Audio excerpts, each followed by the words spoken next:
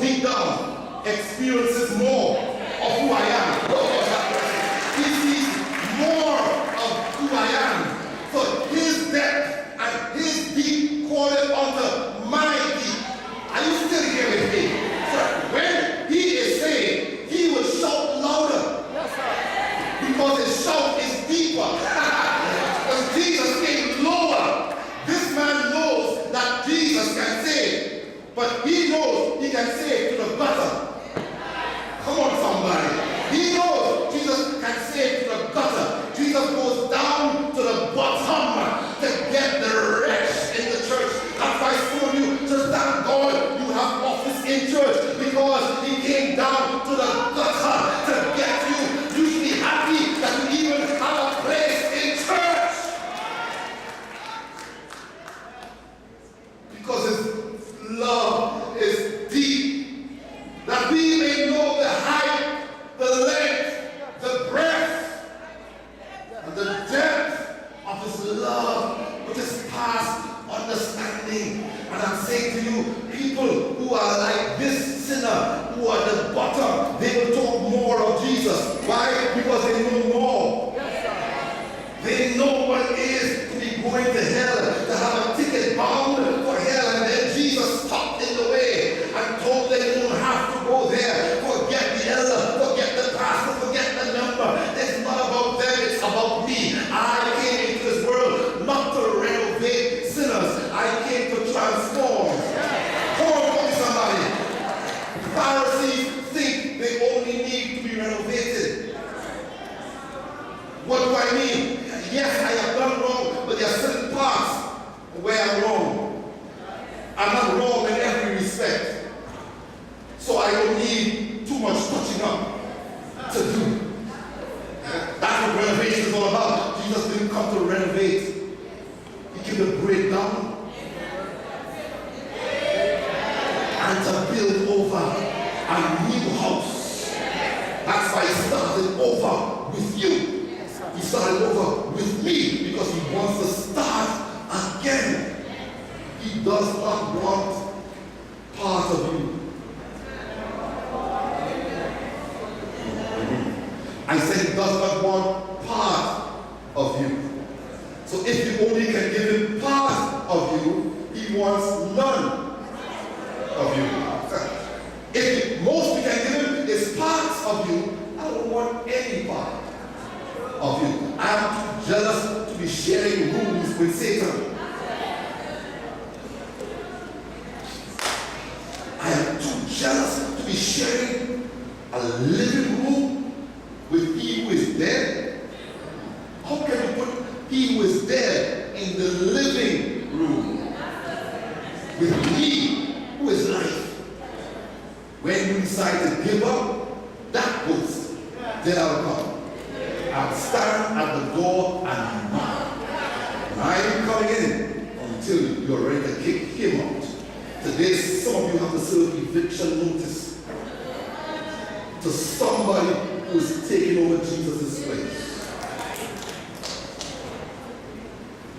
The depth of our despair demands the depth of his intervention.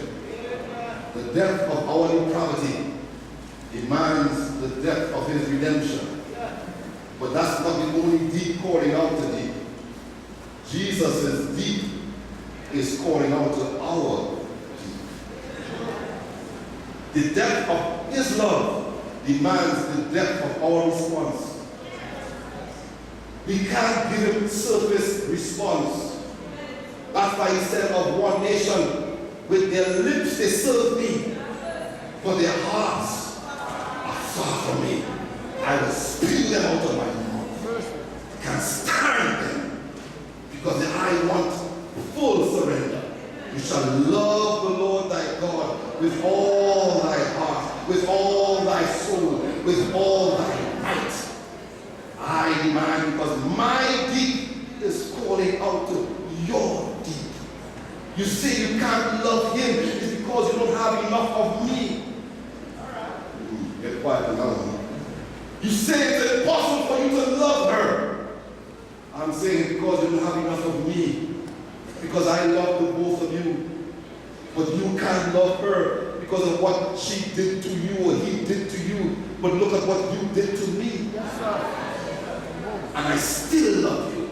It's because the love has not gone deep enough. So my deep is calling out to yours. Yes, sir. Just as you were sinking in despair, I came and I rescued you.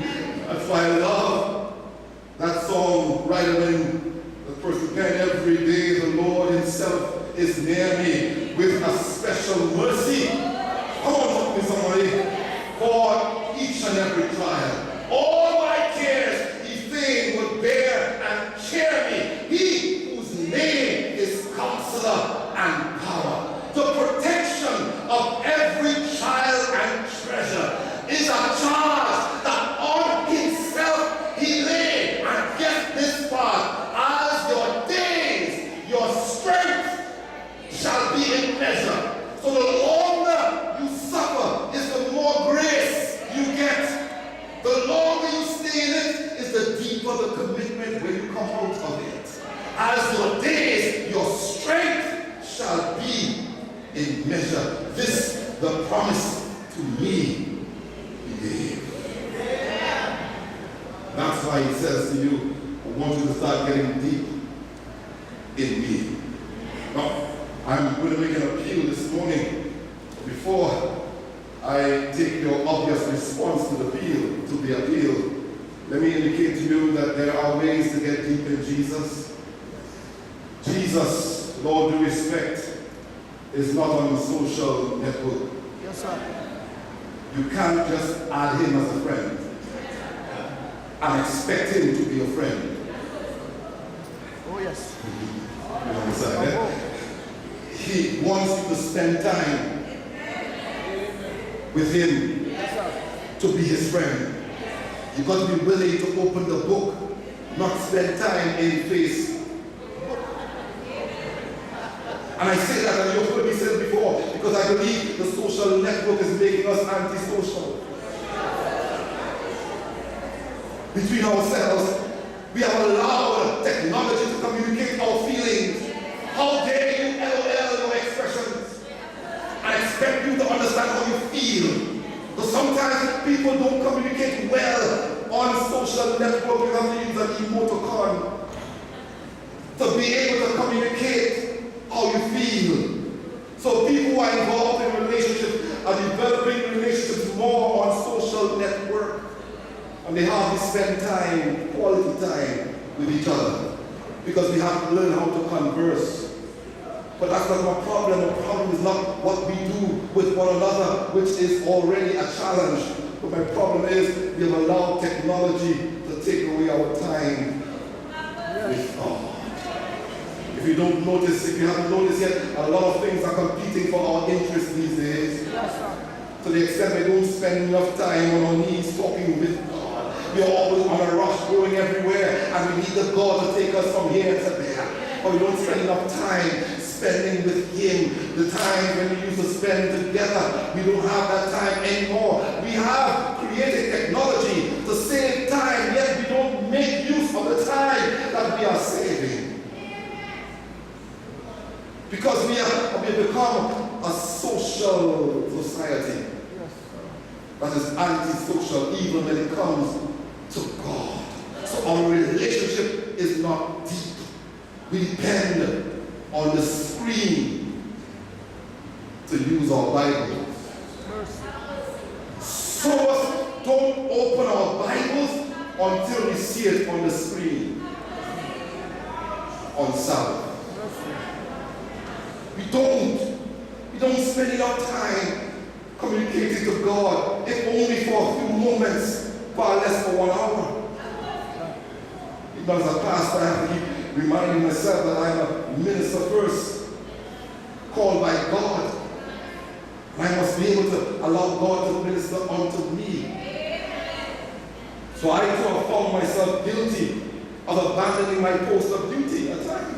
Because so many people, so many things are competing for your interest.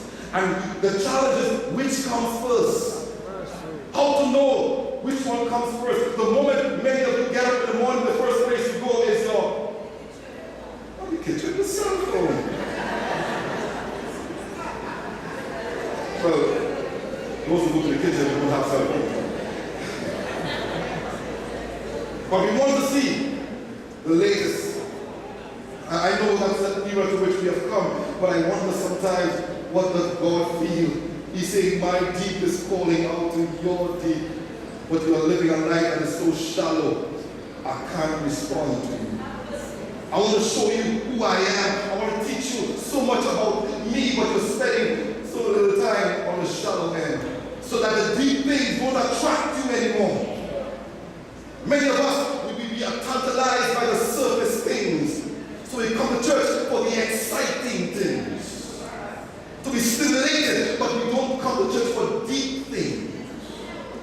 On the converse, people who are deep in God do not care too much about surface things. They don't shout, they don't get excited about surface material. Because when you're so deep in God, surface things don't attract you anymore. You want deep things, you want hard things, things that will make you cringe at times, but things that will convict you and make you realize that the time is at hand. We need deep relationships with God. And I'm making a challenge, I'm sending a challenge out to all of us. David had that experience. When he longed to go back, he said, my soul panted not after the rituals, not after the ceremonies, not after the ordinances. My soul panted after God. You can't pant after God. You can't thirst after God. You cannot long after God if you have never known God. You can't miss what you never knew. So my challenge for us today, get to know Him. Get to know Him. When you get to know Him, church becomes exciting. Church becomes exciting. And I don't need church on Sabbath morning. I need church where 2 or 3 are gathered together in His name. Then He will show up in the midst. You can have church all by yourself. You can praise Him wherever you are. And for when you reach the church, it will just be a culmination of what you have been through this week and the next week and the week after. But you've got to spend that time with God. Yes. So even as we leave God's house today, consider what's the first thing you're going to do when you reach home, if you go home. If that's your final destination. What is it that I'm going to commit myself to doing so that my relationship with Him can be deep and profound? Because time is coming when people shall challenge us about what we shall believe. But if you don't believe Jesus, you will never stand. But David said it best as I come to a close. He said it best in Psalm 1. You know that Psalm? Blessed is the man that walketh not in the counsel of the ungodly, nor standeth in the way of, nor sitteth at the seat of the scornful. But his what? His love is faithful. His delight is in the law of the Lord. And in His law doth he meditate day and night. And what shall happen? And he shall be like a tree planted by the rivers of water, that bringeth forth his fruit in his season. His leaf also shall not wither, and whatsoever he doeth shall prosper. But the ungodly are not so, but are like the shaft which the wind driveth away. Therefore, the ungodly, the shallow people, shall not stand in the day of judgment, nor sinners in the congregation of the righteous. For the Lord knoweth the way of the righteous, but the way of the ungodly. If you want to be planted, meditate on Jesus. Now I can make my plea. How many of you want to get deeper with Jesus? Let me see your hands. Really mean it now. This is not about who raises his hand first. Don't look at anybody. He is asking you individually, how many of you do you want to get deep with me? Take your hands back down. I don't care too much about what you have been through, what your life has been. One woman called Mary, whose life was despicable in the eyes of those with whom she lived, Jesus says she loves much because she was forgiven much. So her love is deeper because of how deep she was in sin. And I rescued her. It's not that your sin is better than anybody else.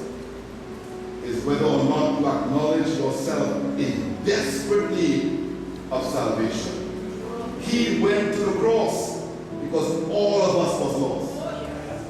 Regardless of what we have done, all of us had sinned and come short of the glory of God. That's why he went to the cross. Look at the treasure he poured out on Calvary because of you and me. So if your desire today is what you have said by the indication of your hand, that you really want to have a deeper walk with Jesus, then I'll ask you to stand with me as we pray.